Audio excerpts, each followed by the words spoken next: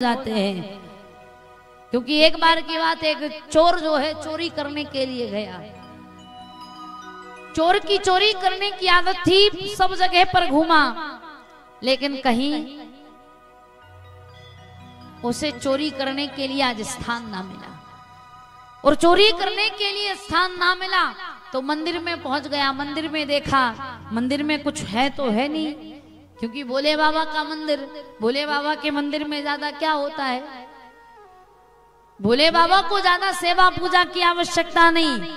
आप खूब सामग्री चढ़ाकर पूजा करो तो भी भोले बाबा प्रसन्न हैं, और कुछ नहीं है तो जल चढ़ा दो, उसी में प्रसन्न है।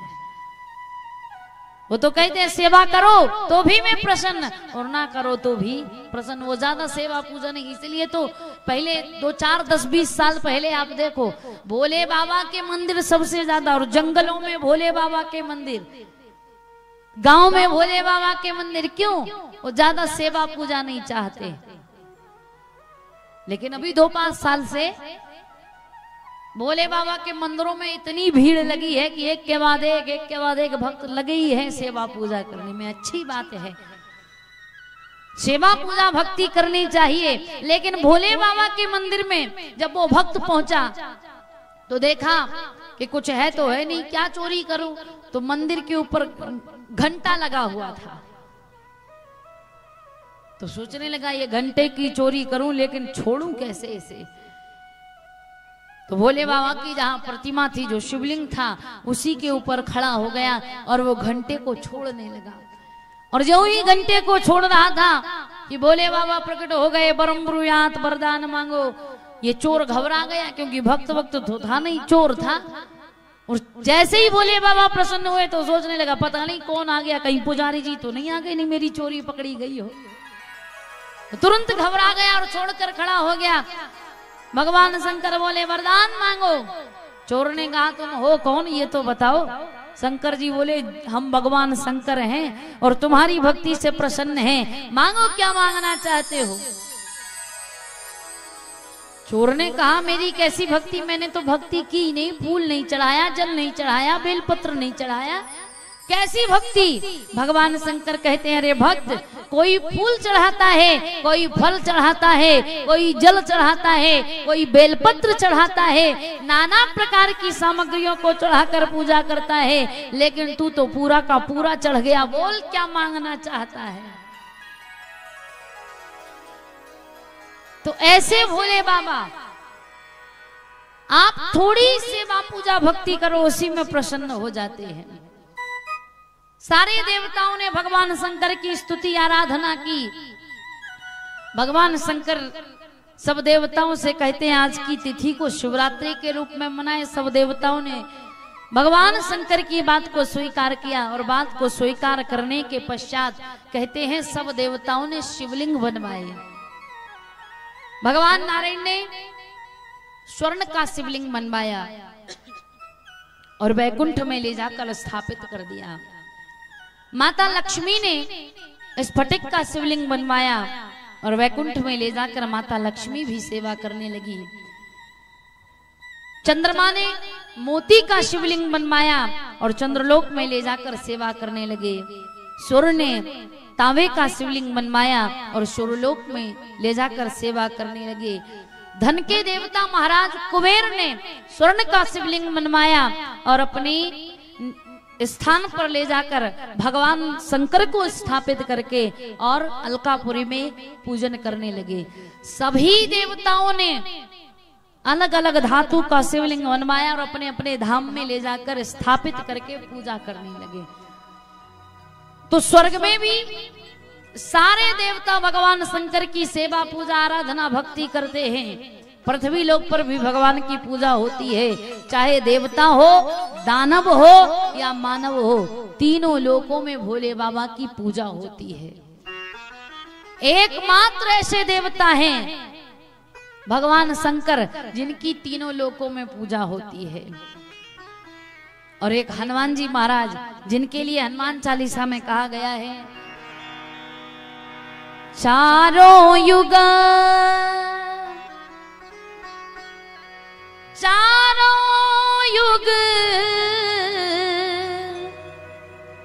परताप तुम्हारा है परिषिद जगत गुजियारा। साधु संत के तुम रखवारे, साधु संत के तुम रखवारे, असुर निकंदन राम दुलारे, असुर निकंदन। तो भगवान शंकर की तीनों लोकों में पूजा की जाती है।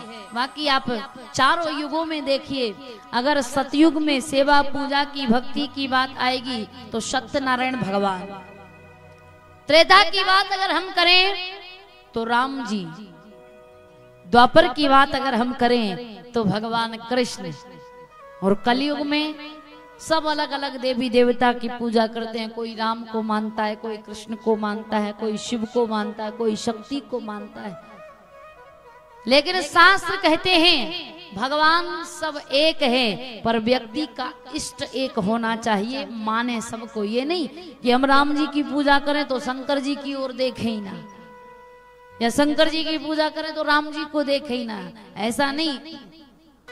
बिना शंकर जी की कृपा के कोई राम की भक्ति नहीं पा सकता, और बिना राम की कृपा के कोई शिव की भक्ति नहीं पा सकता। राम कृष्ण कहने में अलग हैं, लेकिन वास्तविकता में एक हैं, क्योंकि संतों ने कहा है राम कृष्ण दो एक है। ओ भैया राम कृष्ण दो एक है, अंतर नहीं निमेष,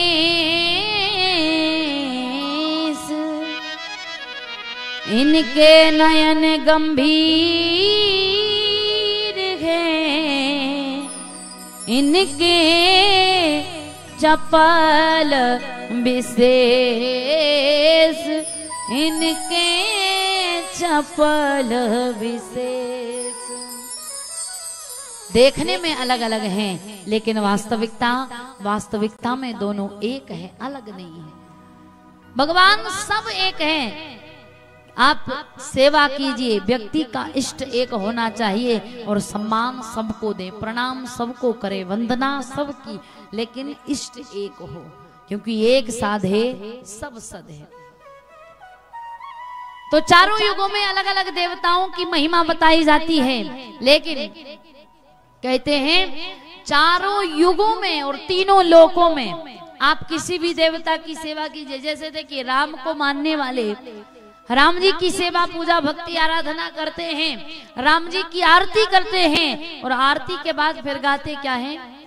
कर्पूर गौरम करुणावतारम संसार सारम भुजगेंद्रहारम। कृष्ण जी की पूजा करें तो पूजा किए, आरती किए, सेवा किए, और उसके बाद में क्या गाते हैं हम? कर्पूर कारम। देवी जी की आरती कर रहे हैं तो देवी जी की सेवा पूजा आरती भक्ति, और फिर बाद में कर्पूर कारम। हर सेवा पूजा आरती के बाद कर्पूर कारम लगाया जाता है। क्यों? भोले बाबा की वंदना तीनों लोकों में और चारों युगों में होती है। देवता भी भगवान की सेवा पूजा करते हैं, मानव भी भगवान की सेवा पूजा करते हैं, और दानव भी भोले बाबा की सेवा पूजा करते हैं। तो ऐसे श्री भगवान शिव, सब देवताओं ने अलग अलग शिवलिंग बनवाया, अलग अलग धातु के शिवलिंग बनवाकर अपने अपने लोक में ले जाकर स्थापित किए और पूजा करने लगे। और बेलपत्र जो भगवान शंकर, ब्रह्मा और विष्णु का स्वरूप है,